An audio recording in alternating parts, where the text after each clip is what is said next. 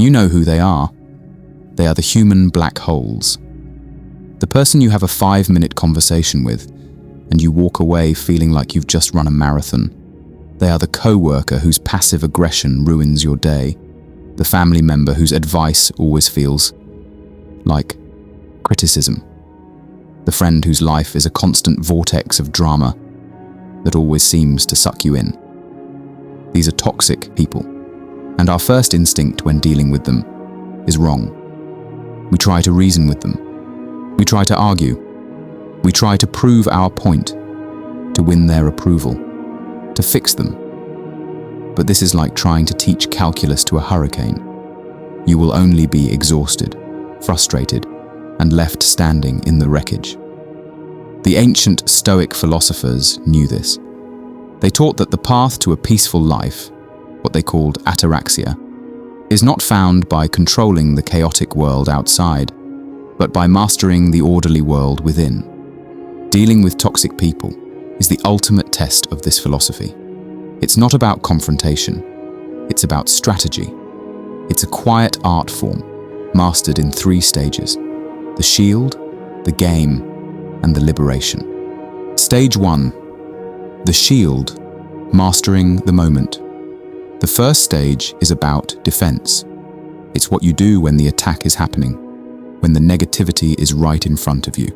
It requires you to build a psychological shield so their words and actions can't penetrate your peace. This shield has 2 layers.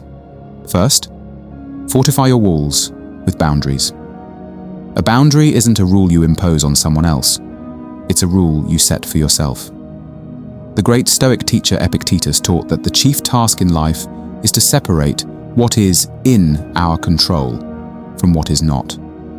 You cannot control if a toxic person will complain, manipulate, or criticize, but you have absolute control over how much of it you are willing to listen to. Imaging. Your co-worker, Brenda, has a habit of coming to your desk to vent about her personal life for 45 minutes, derailing your focus.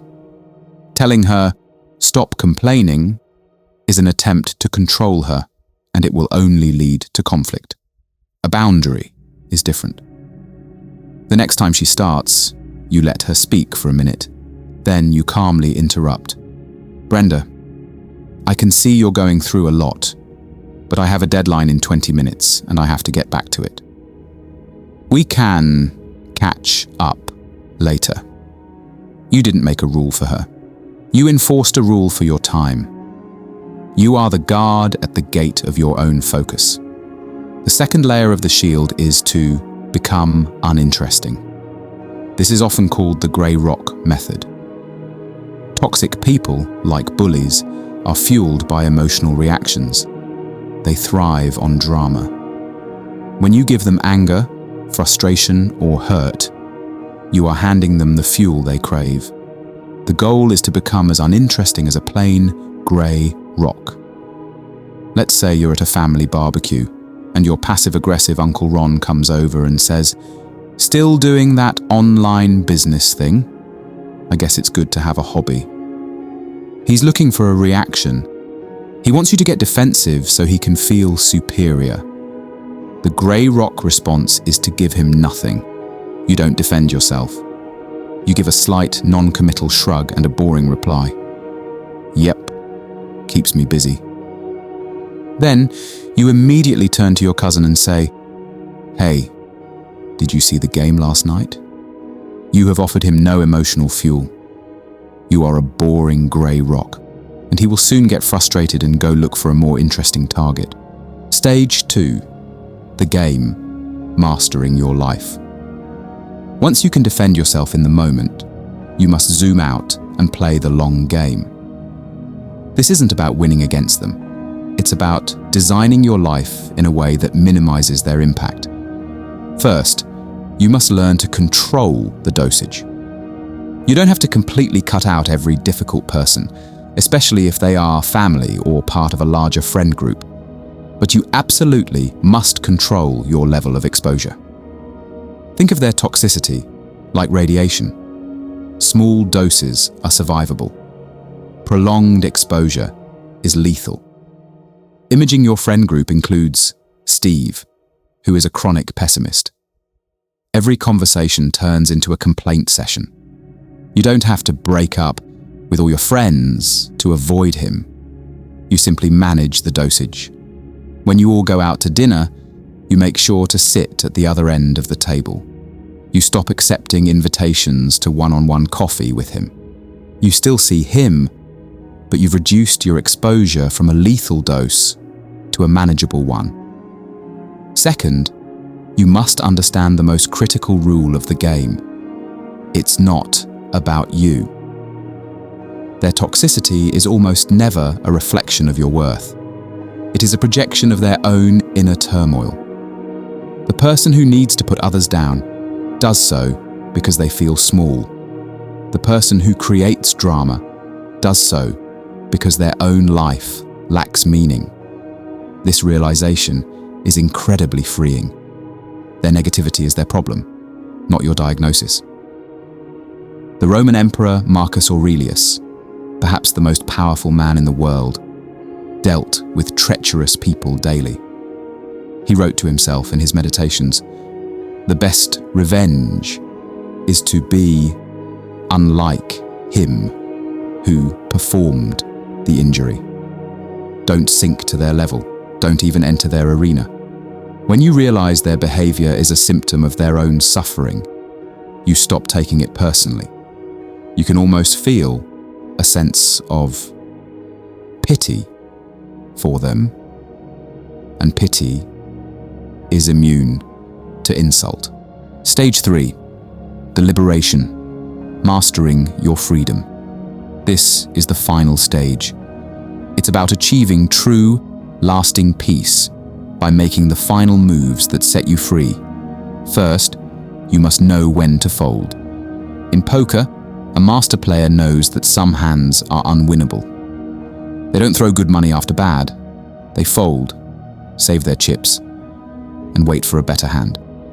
Some relationships are unwinnable hands. You've set boundaries they repeatedly violate. You've managed your exposure, but the small doses are still too toxic. At this point, the most powerful strategic move is to walk away. It is not surrender, it is a conscious decision to stop playing a rigged game. It is the ultimate act of reclaiming your energy for battles that are actually worth fighting. The final act of liberation is the most personal.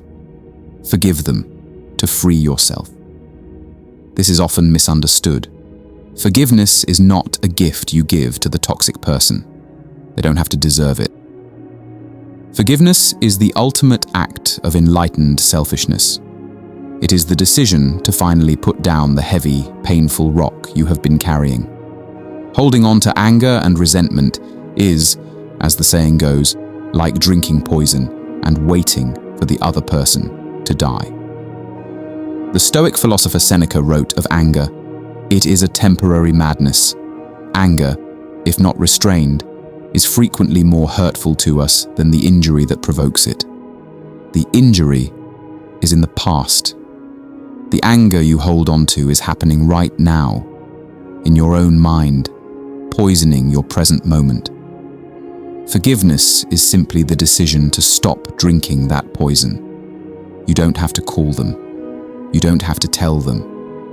It is a quiet, internal declaration.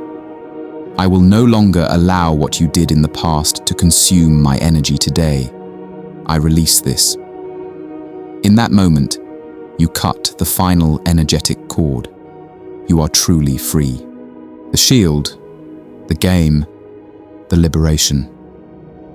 These are the stages of mastering the art of dealing with difficult people. You cannot change them. You cannot fix them. And the beautiful truth is, you don't have to. The entire game is won, not by altering their behavior, but by mastering your own. You become the architect of your own inner peace, a fortress so well designed and so wisely managed that no toxicity can ever find a crack to seep through. The storms of other people's making will continue to rage, but they will rage at a distance, unable to touch the calm, unshakable sanctuary you have built within.